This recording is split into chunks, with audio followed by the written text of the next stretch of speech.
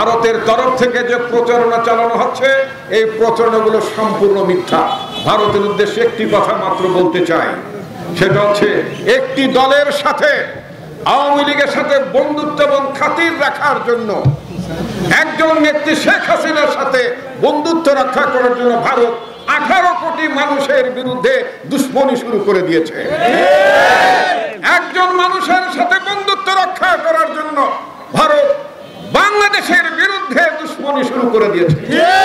তীব্রভাবে নিন্দা করে বাংলাদেশের মানুষ ঐক্যবদ্ধ আছে। বাংলাদেশের মানুষ অন্য কোন রাষ্ট্রের, অন্য কোন শক্তির কাছে কখনো মাথা নোয়াবে না। যারা দলের নামে যদি কেউ চাঁদাবাজি করতে চায়, কেউ যদি উৎপীড়ন করতে চায়, কেউ দখলবাজি করতে চায়, তাকে ধরবেন এবং তাকে পুলিশের কাছে তুলে দেবেন। এটা নির্দেশটা কার? অতএব ভূমিদস্যু, বালুদস্যু এবং যাবতীয় যা কিছু দখলবাজি আছে, এই দখলবাজির বিরুদ্ধে বিএনপি তারেক রহমান। সুতরাং সেই নীতি আমাদের অনুসরণ করতে হবে। আমরা যদি দলকে ভালোবাসি তাহলে অবশ্যই দলের ভাবমূর্তি রক্ষা করতে হবে।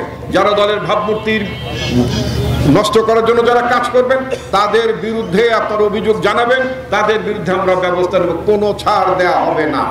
আওয়ামী লীগ গত 15 বছরে কোনো নির্বাচন দেয়নি, দিনের ভোট রাতে করেছে, মানুষকে ভোটদান থেকে বঞ্চিত রেখেছে, মানুষ ক্ষুব্ধ হয়েছে এবং ঝাঁটা পেটা করে এই আওয়ামী লীগ সরকারকে ক্ষমতা থেকে নামিয়েছে। এবং এই নির্লজ্জ বেহায়া আওয়ামী লীগ এখন পর্যন্ত চিন্তা করে তারা নাকি চট করে চলে আসবে, ঝাঁটা পেটা থাকবে তোমাদের কথা, যেখানে পাওয়া যাবে সেখানে ঝাঁটা পেটা করা হবে।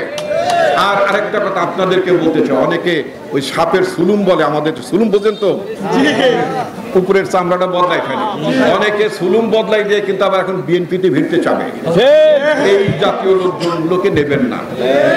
দল ভারী করার জন্য আওয়ামী লীগকে গ্রহণ করার কোনো দরকার নেই। আপনারা অনেক বড় দল, অনেক বড় দল। আপনারা সুবিধা দেখলে আসি, সুবিধা দেখলে নাই, নাকি বিপদ দেখলে নাই, বিপদ কেটে গেলে আসি, এইগুলো তো চলবে না, নাকি? আপনারা নিজেদের শক্তি অনেক বড়, অনেক যথেষ্ট। আপনারা গত 5ই আগস্টে বাংলাদেশে যে জনগণ অভ্যুত্থান সূচনা করেছে, যে অভ্যুত্থান হয়েছে, শেখ হাসিনা পালিয়ে গিয়েছে, এটা পৃথিবী ইতিহাসে নাই।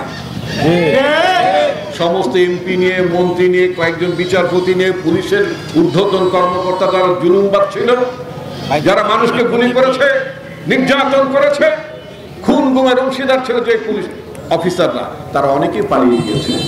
এর পরিবর্তে তো একটা নতুন কিছু হওয়া দরকার, নাকি? আমাদের মানুষ যে জীবন দিল, কি একটা স্বপ্ন নিয়ে তো জীবন দিল, একটা সুন্দর পার্লামেন্ট হবে। আমার নেত্রী বেগম খালেদা জিয়া একটা কথা বলতেন যে আমরা সুশাসন দেব। উনি বলতেন সুশাসনের 4টে স্তম্ভ আছে। প্রথম, সুরাজনীতি দিতে হবে, রাজনীতিটা ভালো হতে হবে। ভালো রাজনীতি হলে ভালো রাজনীতির মধ্য দিয়ে ভালো সংসদ সদস্য আসবে। ভালো সংসদ সদস্য হলে যদি ভালো মানুষ সংসদে যায়, তারপরে কি হবে? একটা ভালো সরকার হবে। ভালো সরকার যদি হয় তাহলে দেশে সুশাসন দেওয়া যাবে। সরকার যদি ভালো না হয়, ওর মধ্যে যদি গুন্ডা যদি থাকে, ওর মধ্যে যদি পান্ডা থাকে, ওর মধ্যে যদি চোর থাকে, সুশাসন হয় নাকি? ভালো সংসদ সদস্য যদি না থাকে তাহলে তারা কি করে আইন ভালো কি করে প্রণয়ন করবে? ভালো রাজনীতি যদি না থাকে তাহলে সেই রাজনীতির প্রতি আকৃষ্ট মানুষ কি করে রাজনীতিতে আসবে? সেজন্য আমাদের একটা পরিবর্তন দরকার। এই পরিবর্তনের কথা আমাদের নেতা তারেক রহমান, আমাদের পার্টির ভারপ্রাপ্ত চেয়ারম্যান তারেক রহমান একটা কথা বলেছেন, 5ই আগস্টের আগের রাজনীতি এবং 5ই আগস্টের পরের রাজনীতি সম্পূর্ণ আলাদা। এবং 5ই আগস্টের পরের রাজনীতি এটা হবে যেই রাজনীতি আগে মানুষ করতো, সেই রাজনীতি মানুষ কিন্তু এখন পছন্দ করে না। আগের নিয়মে চলবে না, নিয়মটা বদলাতে হবে।